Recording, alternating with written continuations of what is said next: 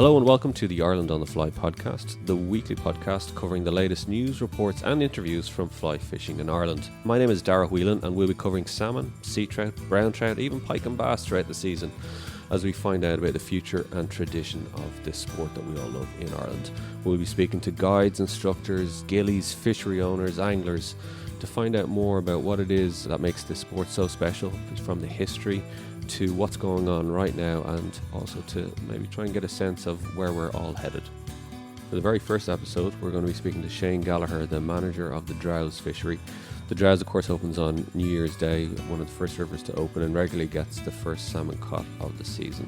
Shane's going to give us an update for how the first 10 days went, and we'll also find out a bit more about the fishery, how his father bought it in 1978, and how it really developed that tradition of January the 1st for salmon anglers. So without further ado, here's Shane Gallagher from the Drowes fishery. 10th of January now, and no salmon have been landed here. Conditions have been good. Conditions were good on opening day on January 1st. Water levels were lower than normal. It was extremely mild, and it's continued mild really since opening day. The weather's changed now. It's very stormy out there today. It's turning colder, and there's heavy rain forecast over the weekend. But there's been some sightings of fresh fish, and yesterday there was a fish lost just above the new bridge on Spinner, but nothing landed yet. And what about numbers of anglers out? Yeah, it's been quieter now than normal. I suppose the trend recently has been that the fish haven't been caught as frequently on opening day, so people are probably waiting until there's a bigger head of fish in the water to come out in numbers, and probably things like whereas maybe some years ago people would freely travel on New Year's morning. If people are celebrating the night before, they're probably reluctant to travel too far. And isn't the funny thing is, like, the conditions are actually getting milder, if anything, around kind of New Year's Day, that they're more conducive, accommodating for anglers to get out. But the reality is, like you said, is maybe the run is happening that little bit later now. Yeah, I think there's definitely I was just looking at the figures there today. Like we took over the fishery in 1978, and like there was an opening day fish, 1st of January, maybe multiple fish, or like I think on all but a handful of occasions up until my father passed away in 2002. And you would have had very cold conditions, very high water, so it didn't really seem to matter the conditions so much. Back in the 80s, 90s. I think there was just a bigger head of fish. There was fish running at different times earlier, And do you think are you putting it down to a later run and lesser numbers, a combination of all different factors? Yeah, I think personally the spring, the number of spring fish caught has been consistent really.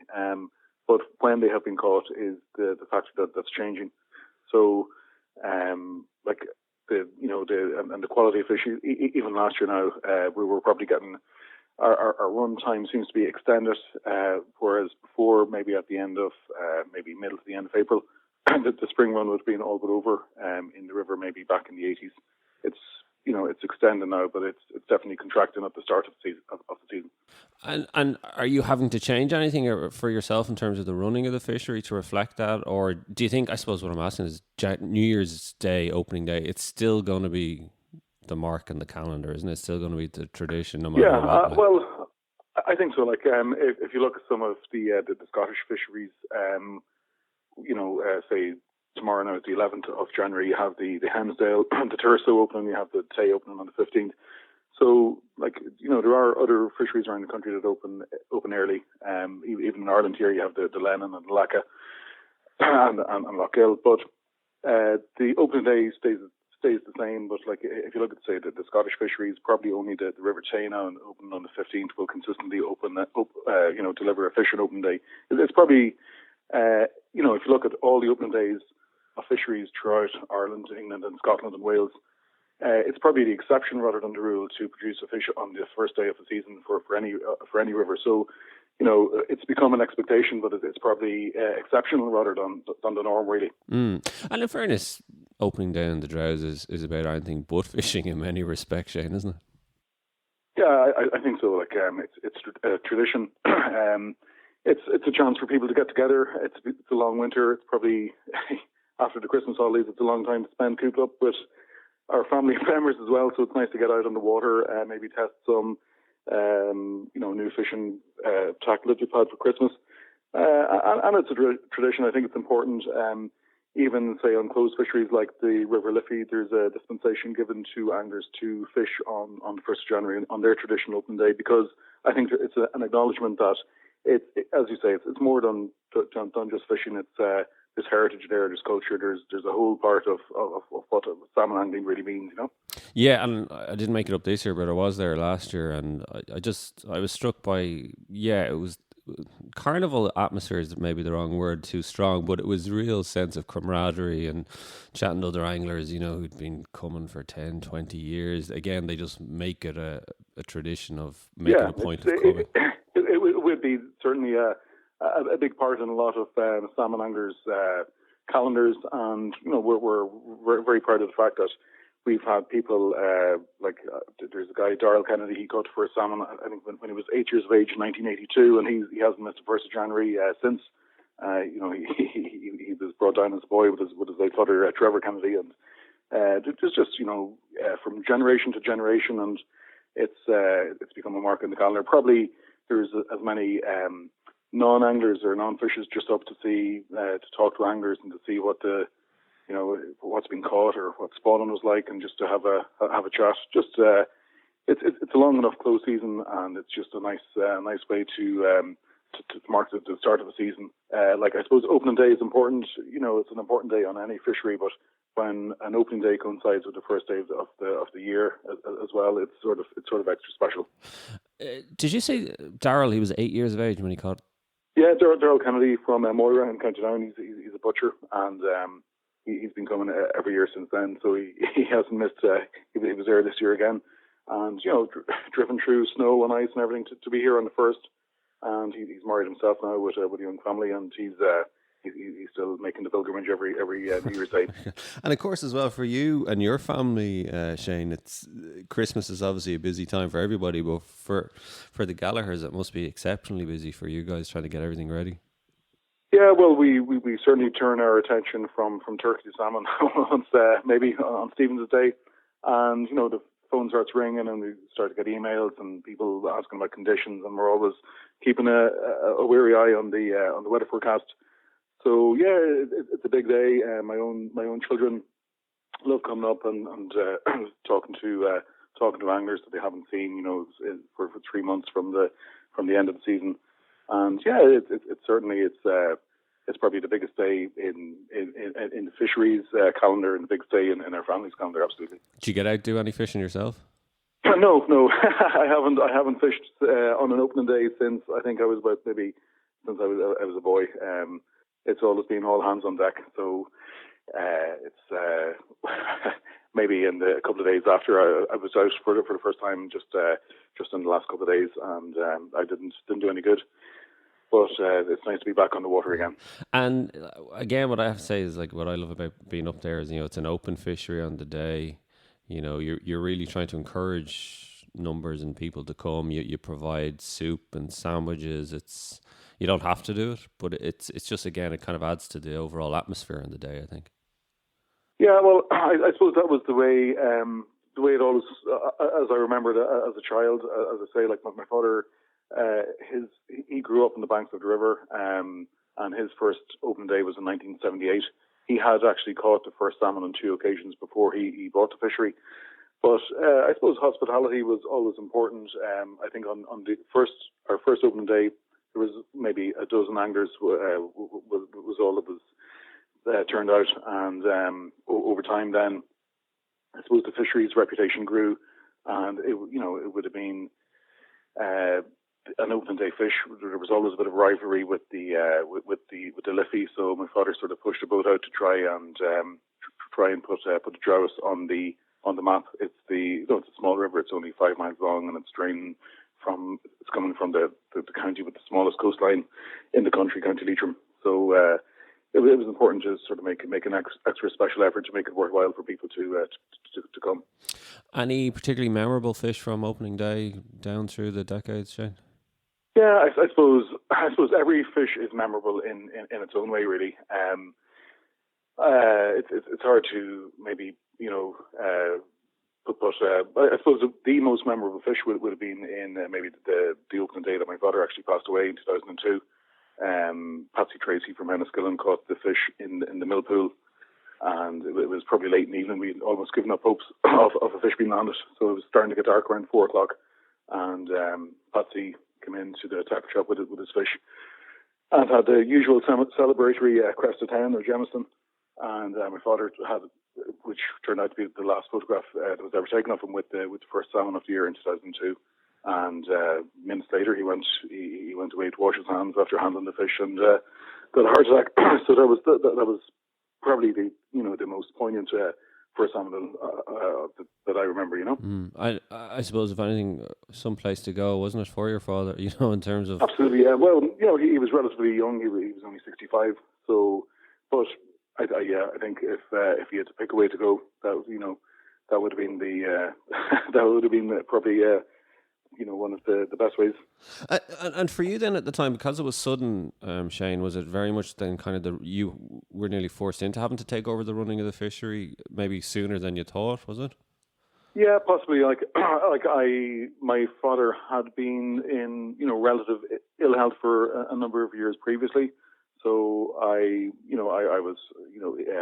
had come home to help out really, but I hadn't expected to be thrown in at the deep end. I was only, I think, 25, and I had expected to learn a lot more from him, maybe sort of shadow him for a couple of years, sort of at the fishery. But that's not how it turned out. And how did you find it those initial few years in terms of when you were? Yeah, well, I was very lucky with.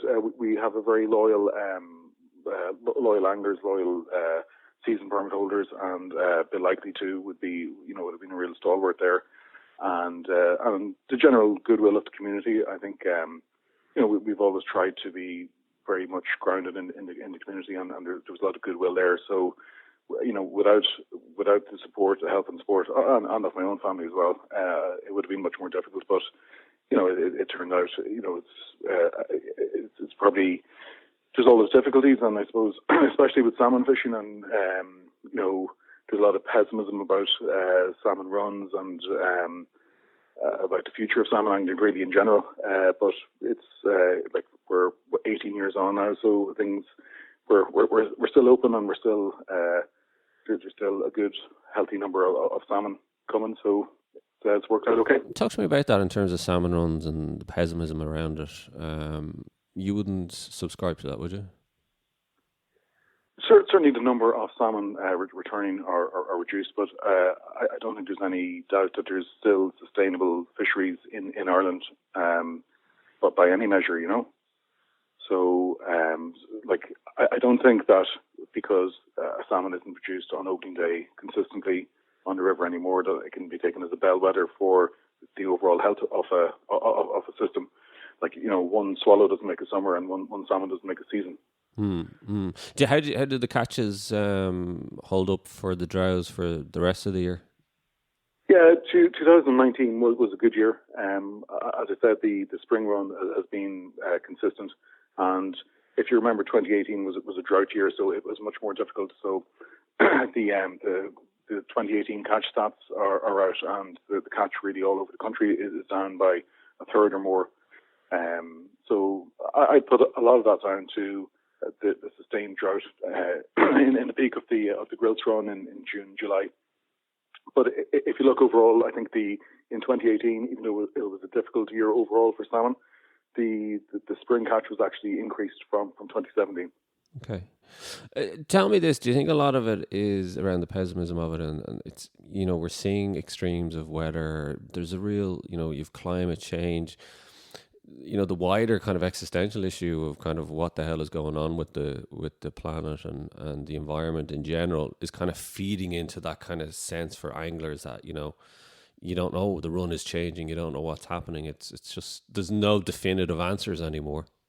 No, well, that is the main frustrating thing that I would see as being somebody who manages a salmon fishery, is that there is no one fundamental cause that can be pointed at. And I'd studied the literature and the journals pretty rigorously, and one study could come out and say indicate one reason for a decline in salmon, and then it can be contradicted 6 months later, and so it's very difficult to have any consistency about a single cause. So I think the real explanation is that there's a lot of different causes, and any approach to address the decline in salmon is going to have to be holistic. And if we continue to just focus on one aspect of salmon decline, then we're not going to solve any issues. We're not going to increase salmon numbers, and it's just going to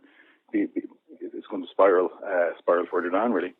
What can you do as the manager of a salmon fishery? Like, what's within your control that you can manage yourself? Well, I think one of the fundamentals has to be habitat. People will say that over exploitation by anglers or catch and release is a solution. If you look at from 2007, I think the exploitation of salmon has reduced by 96% since the ending of the drift nets, but we're still seeing a decline in numbers. So if you look at the recent EPA report on water quality has reduced in the last 20 years. There's only a handful of pristine rivers or streams in the country at the moment, compared to 20 or even 40 years ago. And isn't that incredible, Shane, actually, within the context of the EU Water Frameworks Directive? Because we've heard so much about that, and yet when you're still reading that the water quality is still going down. Yeah, I suppose there is increased intensification maybe of farming, and there's increased population levels, but it's a fundamental thing. Like, if you can release every salmon in the system, and if the habitat isn't there, or if it's not of a sufficient quality, you're not going to get any additional salmon coming back if the habitat is degraded. It also struck me as well, just from that report as well, on the catch report from 2018. Just remind me, the figure for catch and release, does it come to hand for you? I can't remember. Yeah, I think it was somewhere around maybe 45% in 2018, where it had to be 47% in 2017. But the majority of salmon being caught are still being killed. Yeah, no, absolutely, yeah. But the majority, well, actually not the majority, all of the salmon that are being harvested or being killed are being harvested in fisheries that have been deemed to be sustainable above the conservation limit by the Standing Scientific Committee. So it's not anglers are not randomly killing fish or harvesting fish. They're only being harvested in salmon waters where it's deemed sustainable. And I would say as well that in a lot of those rivers where anglers are harvesting fish, commercial nets are taking, sometimes the lion's share. Yeah, that's a fair point. Like, I suppose maybe an anglers a lot of the time feel that they're the easy target sometimes when there's other bigger forces at play. It's very easy to say, we're going to control the controllables and reduce, reduce what anglers take. But if we don't address the fundamentals like water quality, protection, then all the other sacrifices that anglers make are for nothing. Just want to bring you back, Shane, just finally, is 1978 is when the Drowes first opened.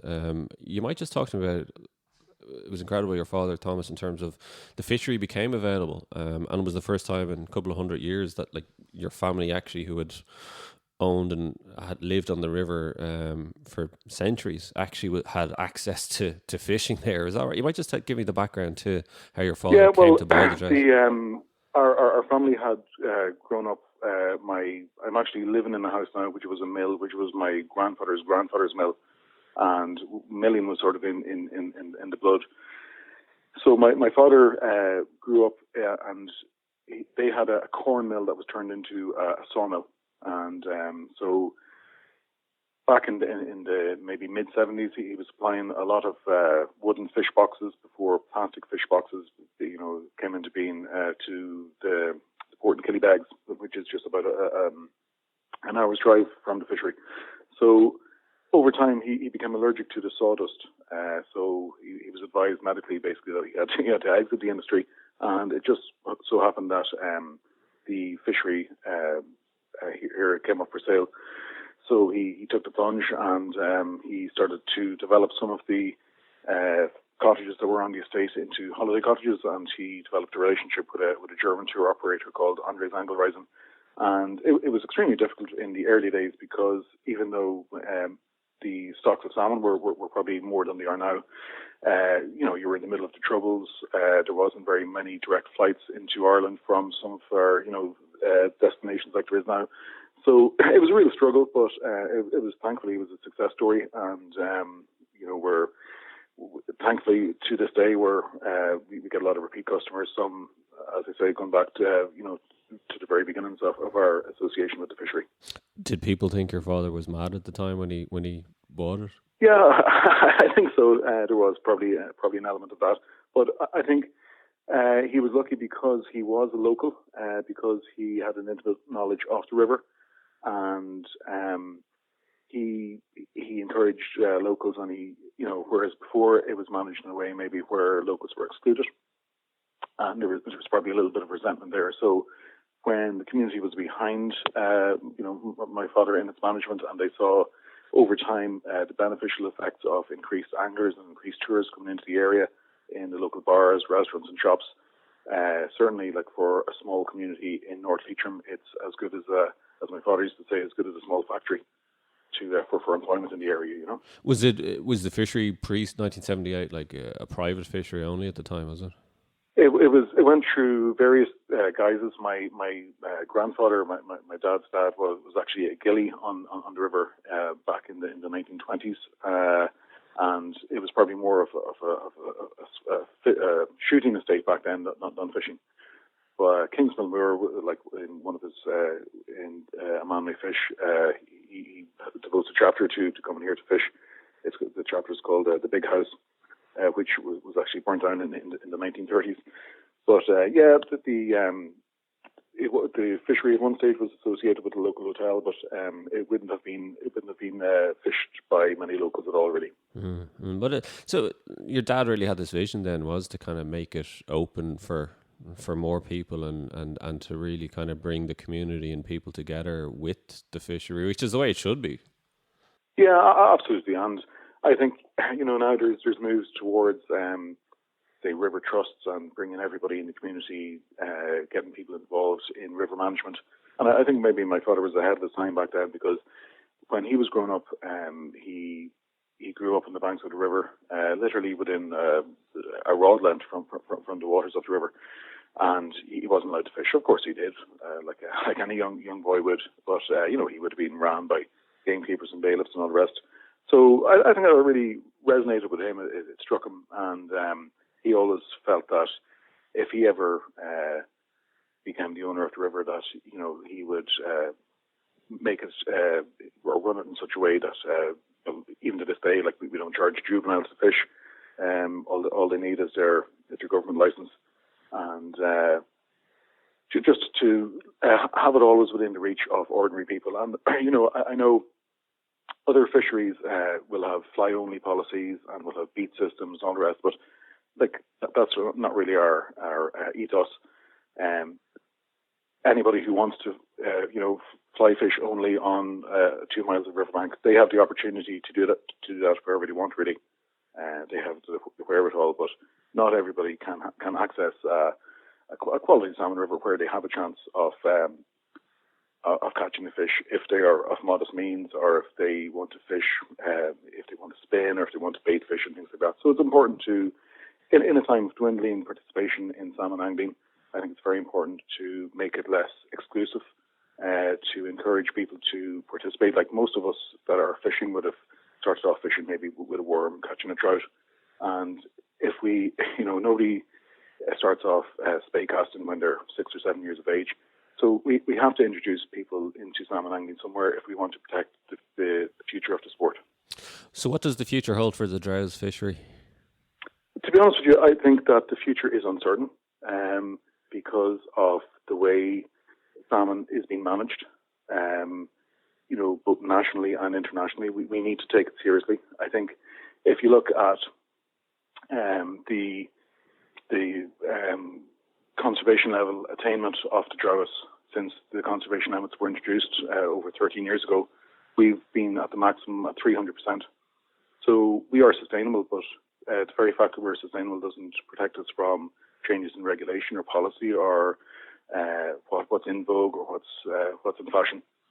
So, like, fundamentally, what I think is that anglers have to have a choice if it's sustainable, and if it can be, if it's not going to have a detrimental effect on stocks in an individual river population, anglers should have the choice to retain their catch. And I think it's what gives salmon angling, in my personal opinion, it's what gives it authenticity and legitimacy. Well, it's going to be a long road ahead, that's for sure, Shane. We might touch base with you later in the year to see how the kind of the later run and maybe the grilse run is getting on with you guys up there. Yeah, no, absolutely, because it's going to be interesting to see how the spring run turns out this year. If you look at there's some research done by the Tweed Foundation about dominance of salmon runs and grilse runs, and that we may be moving into a period now where the grilse are less dominant and spring salmon become more dominant. So there's many theories out there, and I suppose nobody really. It's like salmon fishing itself. Nobody really knows all the answers or has all the answers. All you know is if your fly is in the water, that's the only way you'll find out. Yeah, and and you won't catch any fish when you're not on the riverbank. Exactly. So if people want to find out more, want to get in touch in terms of organising fishing, what's the website? Yeah, the website is drowessalmonfishery.com, and we're also on Facebook and Twitter. And anytime if anybody has any questions, I'm always available. Brilliant, and we'll keep an eye out for the first salmon of the season to be caught up in the Drowes. Shane Gallagher from the Drowes Fishery, thanks very much for joining me. You're very welcome, Darren. Thank you.